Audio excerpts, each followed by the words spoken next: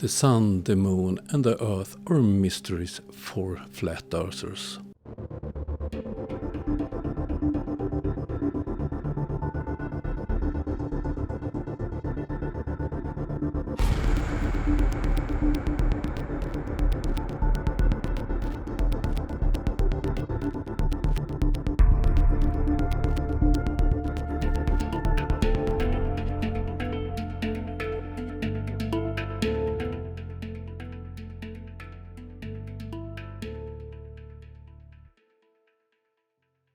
Yesterday I did find this community post on Taboo Conspiracy's channel. He was sharing that a great video was published by Anthony Beer, and in some mysterious way he explained the seasons.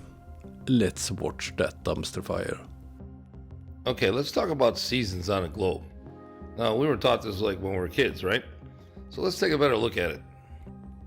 As the Earth goes around the Sun, it's tilted at a 23.4 degree angle, which as it goes around the Sun, the angle changes, which supposedly causes a different temperature, which causes the seasons. So he did get this idea from David Weiss. This will be stupid. Oh dear. Okay, so now let's take a look at Michigan. And this is the summertime. We're going to have the Earth is tilted towards the sun at 23.4 degrees. And now Michigan should be warmer because it's like facing head on into the sun, right? Now, in the wintertime, it's the opposite way, where it's tipped 23.4 degrees away from the sun.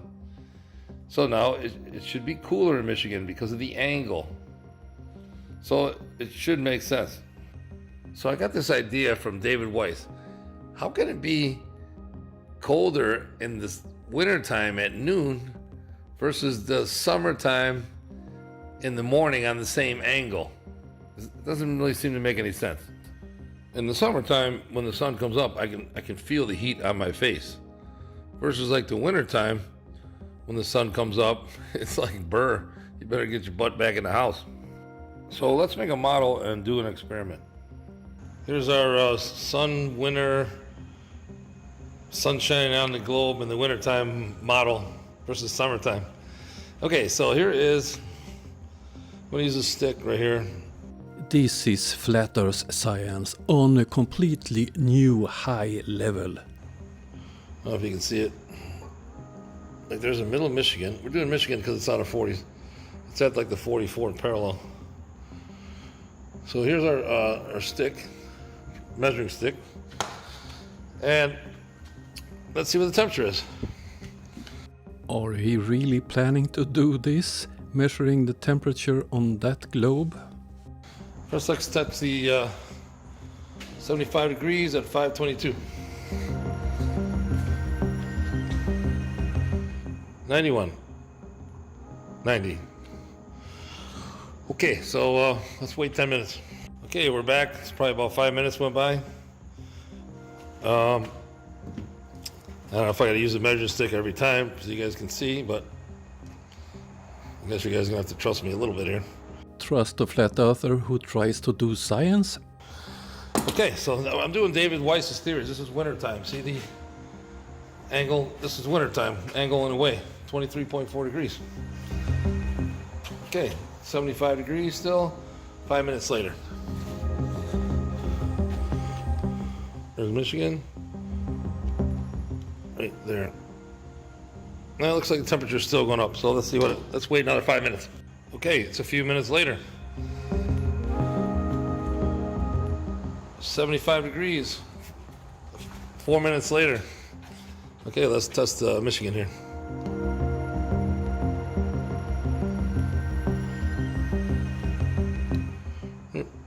Yeah, 92. Almost 93. So it looks like it stopped at 93. 92 and a half. I don't know how well you can see this, but I made a little protractor. Oh dear, now it's starting to get really high tech. Probably see it better. I made a little protractor to line it up with a string to the center of the heat lamp. So when we do summertime, we're going to try to do the same thing. Oh, doesn't come out that good on. There you go. See?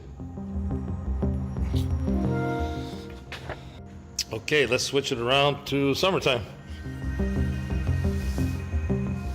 Get up. Now we got it facing towards the globe, towards the sun. And let's check our temperature when you get it set up. Okay, summertime. Let's check our angle over here. So you get the idea. I did it better in real versus on the camera. And then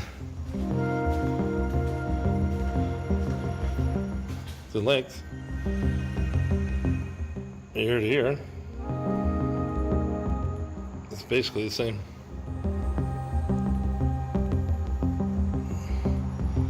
Okay, it's a half hour later. The temperature went up 0.2 degrees in the room. I don't think that's a big deal. So let's see where we're at right now. Oh, right there. So the result is that it's 10 degrees colder at winter than in the summer. But what do you think he do next? Okay, 3 degrees. Let's come back a little bit and see what happens. Okay, so here we are 20 minutes later. It's still 75.2 degrees. And I was here 10 minutes earlier. It was 88 degrees. So let's see where it is now. 87. So it looks like it's maxed out now. 87, 88 degrees. Actually, I thought the numbers were going to be pretty close to identical. So he waited longer to get it rise up to the same temperature, but he failed. This was one of the worst experiments I ever seen. This is not the way to explain seasons on Earth.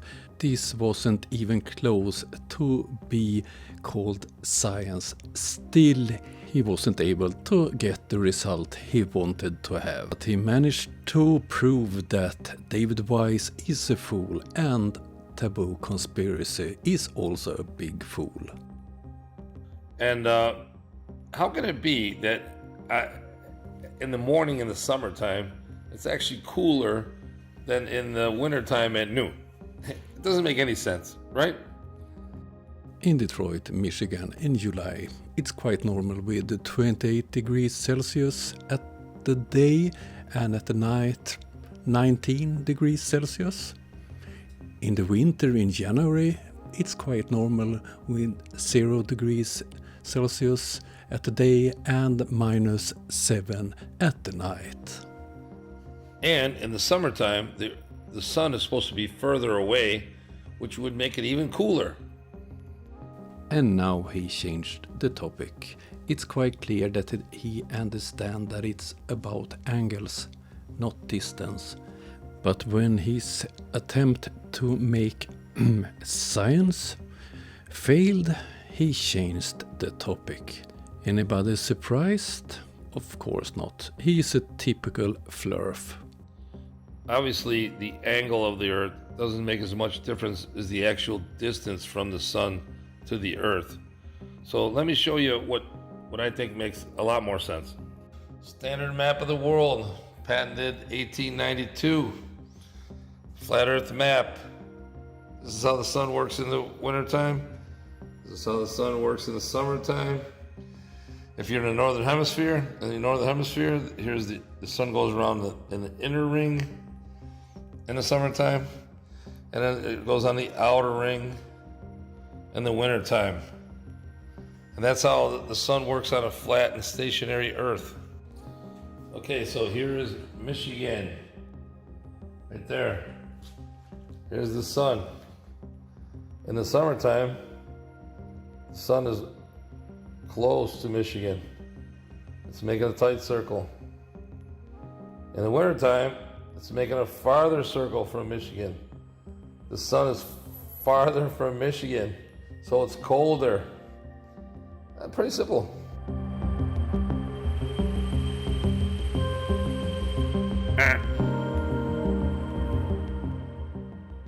If that was the case, the sun must move faster in the winter time and be smaller in the winter time. Then I'm talking about the northern hemisphere. And then we end up in the question that no flat earthers can agree about. How big is the sun? What is the sun? How high up is the sun? This was one more failed flat earth attempt of being scientific. It was a dumpster fire of epic proportions. And Taboo Conspiracy thinks it's a great video. Oh dear, what a bunch of fools.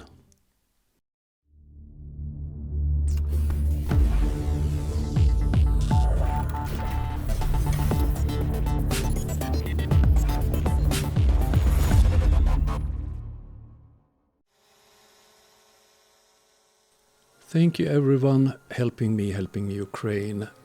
My ad revenues, donations using super chats and donations via PayPal all goes for buying drones for Ukraine.